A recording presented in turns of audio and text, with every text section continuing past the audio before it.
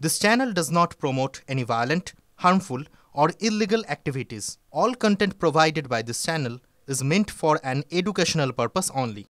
List দিলেই যে আমরা সান্ত্বনা পেয়ে যাব বা সন্তুষ্ট হয়ে যাব একদমই নয়। প্রথমত লিস্ট কিভাবে দিচ্ছে ওটা দেখব, আর যেগুলো বললাম ওগুলো থাকবে। তারপরে আমরা অবশ্যই বৃহত্তর আন্দোলনের পথে যাব যদি দেখি কোথাও কি ওয়ার্ডের জাগলারি থাকে। ওএমআর শিট প্রকাশ না পেতে পারে, পদক্ষেপ কি নেবে?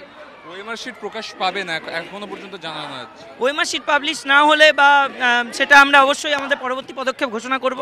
দিন দিন মনে হচ্ছে যে পথে এগোচ্ছি তাতে মরার পর্যায়ে পৌঁছে গেছি। এখন মরার আগে শেষ ধাক্কাটা কেমন দেওয়া যায় সেটাই। পার্সিয়াল তালিকা তো চাইছি না, আমরা চাইছি যোগ্য অযোগ্য দুটো তালিকা। যোগ্য তালিকায় যারা থাকবে ডিক্লেয়ার করতে হবে, ডিক্লারেশন দিতে হবে এর মধ্যে আর কোনো অযোগ্য নেই, এবং সার্টিফাই করতে হবে এই লিস্টটাকে, এবং তারপরে ওএমআর পাবলিকেশন করতে হবে। এই অযোগ্য যারা চিহ্নিত তাদেরকে ইমিডিয়েটলি রেকমেন্ডেশন ক্যান্সেল করিয়ে টার্মিনেট করতে হবে। তারপরে আমরা স্কুল যাওয়ার কথা ভাববো আলোচনা করে।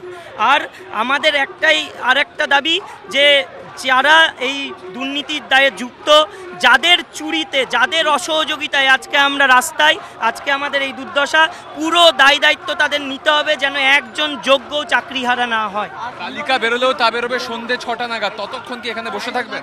শুধু তালিকা সন্ধ্যে 6টায় দিল কি দিল না ওটা নয়, আমাদের সমস্ত দাবি পূর্ণ না হলে আমরা এখান থেকে উঠবো না। অনির্দিষ্টকালীন অবস্থান অবশ্যই সেটা